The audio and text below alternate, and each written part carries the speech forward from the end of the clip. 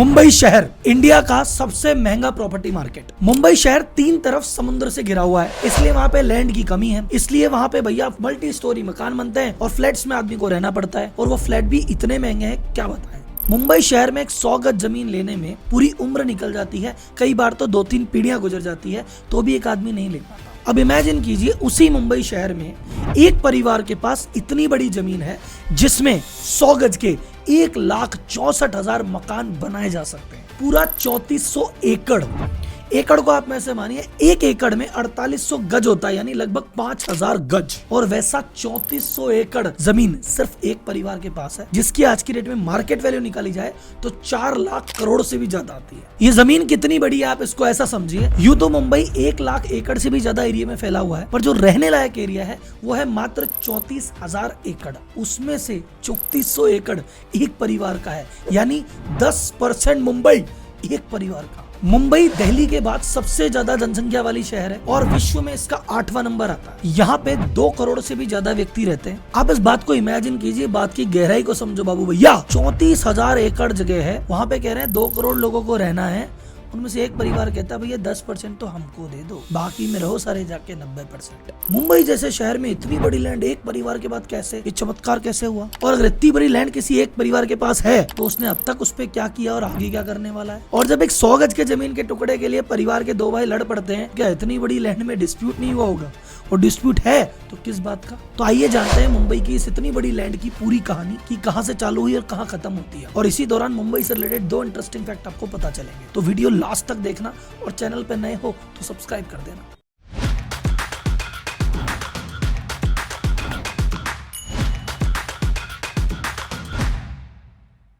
तो सबसे पहले सस्पेंस खत्म कर देते हैं, आखिर वो फैमिली है कौन सी? वो फैमिली है गोदरेज फैमिली। सर वही गोदरेज फैमिली जिसका ताला आपके घर में है, जिसकी अलमारी पड़ी है, जिसकी डाई लगाते हो। और राहुल जी इन चीजों में इतना मार्जिन है क्या? ये डाई बेच के ताले बेच के इतनी जमीन खरीद ली? नहीं भाई, सब कहानी दूसरी है।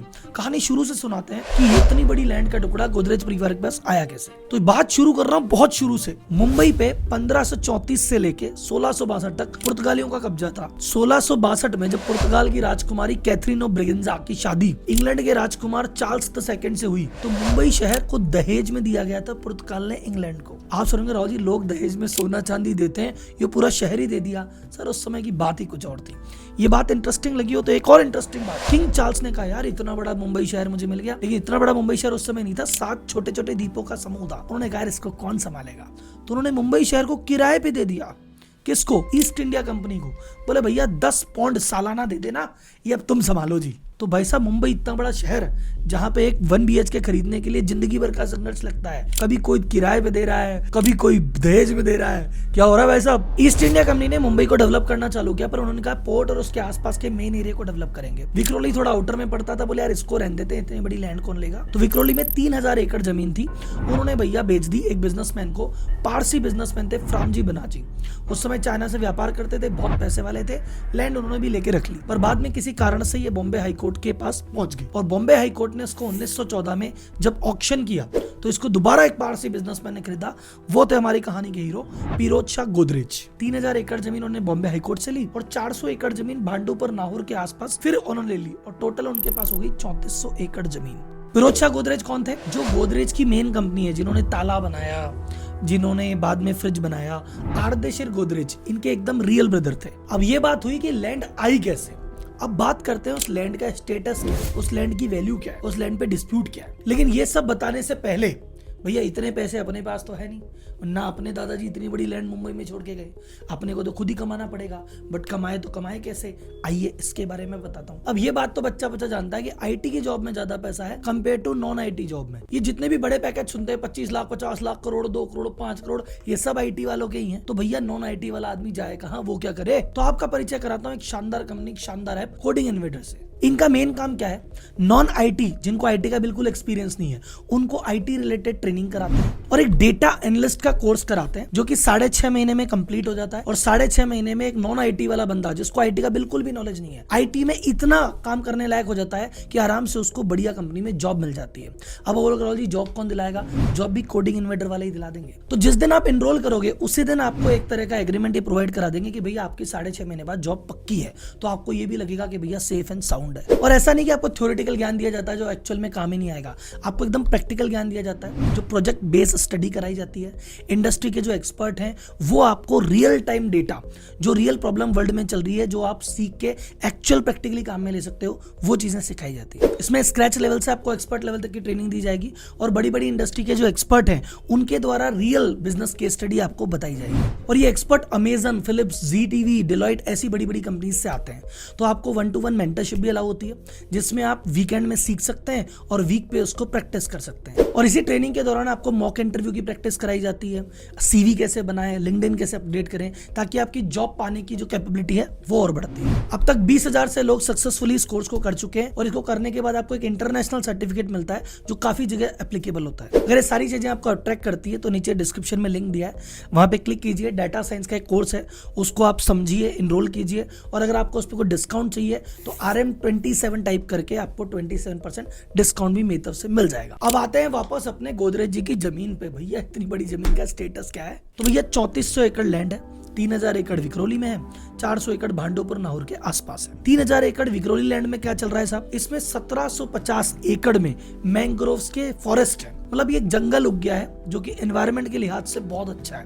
तो अब वो जंगल उग गया तो भैया आप गवर्नमेंट भी उसको जंगल को उजाड़ने का आपको लाइसेंस नहीं देगी या मौका नहीं देगी। और ये गोदरेज ग्रुप खुद भी उस जंगल वाली लैंड को हाथ नहीं लगाना चाहता। 3000 एकड़ में से भैया ये 1750 एकड़ लैंड तो हाथ से गई। तो राव जी मतलब अभी भी 250-300 एकड़ तो बाकी है।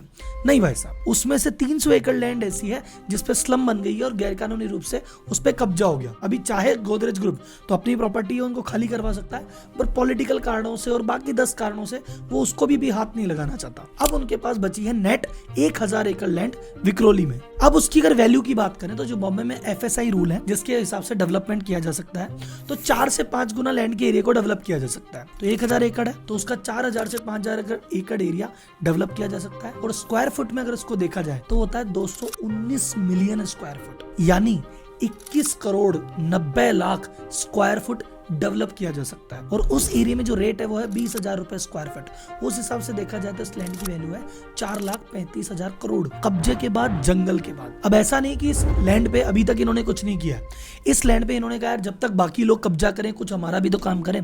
तो इस लैंड पे अभी तक गोदरेज ने खुद की जितनी भी फैक्ट्रीज है, मोस्ट ऑफ द फैक्ट्रीज इस लैंड पे ऑपरेट करती है। तो Godrej security, Godrej Interio, Godrej aerospace, Godrej tooling, इन सभी की फैक्ट्रियां अभी उस लैंड पे मौजूद है। गोदरेज ने वहां पे एक IT पार्क भी बनाया है गोदरेज 1 नाम से। उसके अलावा गोदरेज का प्रॉपर्टी का भी काम है तो उन्होंने कुछ कमर्शियल प्रोजेक्ट भी बनाए हैं, गार्डन एनक्लेव, प्लैटिनम, ग्रीन्स, इस नाम से इनके रेजिडेंशियल प्रोजेक्ट भी ऑलरेडी वहां कटे हैं और इसी रेट पे है जो रेट मैंने आपको बताई। उसी लैंड पे गोदरेज मेमोरियल अस्पताल भी है और इनकी जो फैक्ट्री में एम्प्लॉय रहते हैं उनके लिए रेजिडेंशियल सोसाइटी, स्कूल और गार्डन भी अवेलेबल कराया है उसी लैंड पे। लेकिन भाई साहब आप समझो, इतनी चीजें बनाने के बाद भी पूरा 1000 एकड़ कंज्यूम नहीं हुआ है।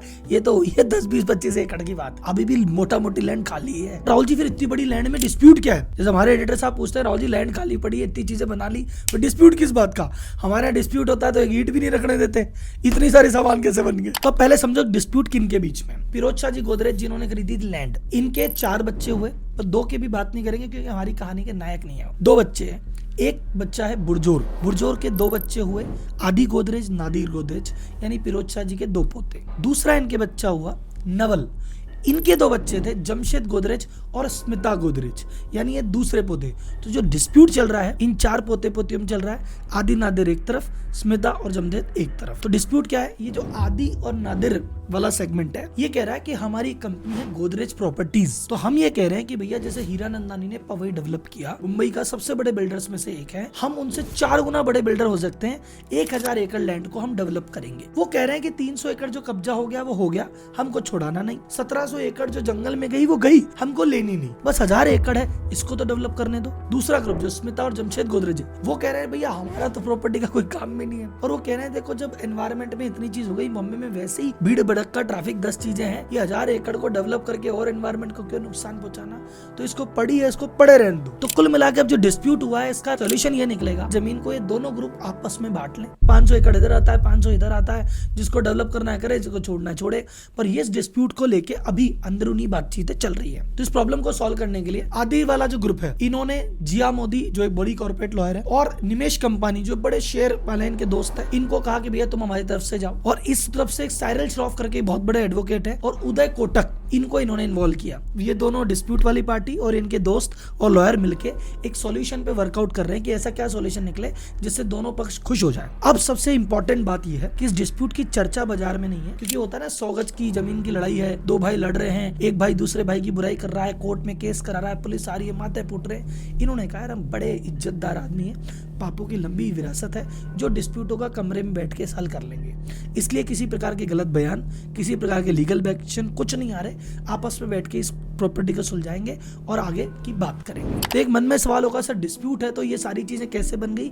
अरे सर जी भाई भाई तो है आपस में, कहा रे फैक्ट्री में बना लेता हूँ, एक तू बना ले, तेरे एम्प्लॉय के लिए ये कर देते हैं, जो चैरिटी का काम है वो तो मिलजुल के कर रहे हैं। तो इनके बीच में ऐसा तक एग्रीमेंट है कि जो इस ग्रुप की कंपनी है, इसकी कंपनियों के डायरेक्टर्स में ये लोग बैठते हैं, इनकी कंपनी के जो बोर्ड ऑफ डायरेक्टर्स में ये लोग बैठते हैं, ताकि आपस में ज्यादा डिस्प्यूट ना हो। तो भाई साहब ये होता है खानदानी लोग। अब आते हैं इस केस स्टडी की लर्निंग पे, इसमें सीखने को क्या मिलता है। सबसे पहली बात जो आपको आश्चर्यचकित कर देगी और मुझे भी किया, सबसे बढ़िया इन्वेस्टमेंट जिंदगी में है लैंड भाई। क्यों? अब सोचो उस समय इन्होंने लैंड खरीदी और होल्ड करके बैठे रहे, आज क्या वैल्यू है। आज वो रहने के भी काम में आ रही है, काम के भी काम में आ रही है और बेचेंगे तो वैसे भी काम आएगी। ऐसी चीज क्या है, शेयर्स में भी हो सकती है, गोल्ड में भी हो सकती है। चीज क्या है, आपको ऐसी चीज खरीदनी है, सही जगह पे खरीदो, सही दाम पे खरीदो और लंबे समय तक रोक के बैठो। चाहे गोल्ड है, चाहे शेयर या लैंड, आपको रिटर्न देगी देगी। अब सोचो उस समय इस पैसे से इन्होंने कार खरीद ली होती तो क्या हाल होता। उस समय अच्छे कपड़े पहन लेते, अच्छी घोड़ा गाड़ी कर लेते, क्या होता। तो लग्जरी पे खर्चे करने की बजाय ऐसे के खर्च करो जिसकी फ्यूचर में वैल्यू बढ़े। ये पहली लर्निंग। और दूसरी लर्निंग, जितने प्यार से ये लोग डिस्प्यूट आपस में सुलझा रहे हैं बिना एक दूसरे पे कीचड़ उछाले, ये चीज हमको सीखनी चाहिए कि जहां पे अपन लाख 2 लाख रुपए के लिए या करोड़ 2 करोड़ रुपए के लिए लड़ाई कर लेते हैं, वहां मुंबई के 10% लैंड के लिए ये लोग प्यार से बात समझा रहे हैं। तो ये चीज हमको सीखनी चाहिए। आगे ऐसे ही किस्से, ऐसी कहानियां, ऐसी केस स्टडियों के लिए चैनल को लाइक पे सब्सक्राइब करो। अगली वीडियो पे जरूर मिलेंगे। और हाँ, जाते जाते कोडिंग इन्वेंटर का डेटा साइंस कोर्स में एनरोल करना मत भूलना और कोड याद रखना RM27।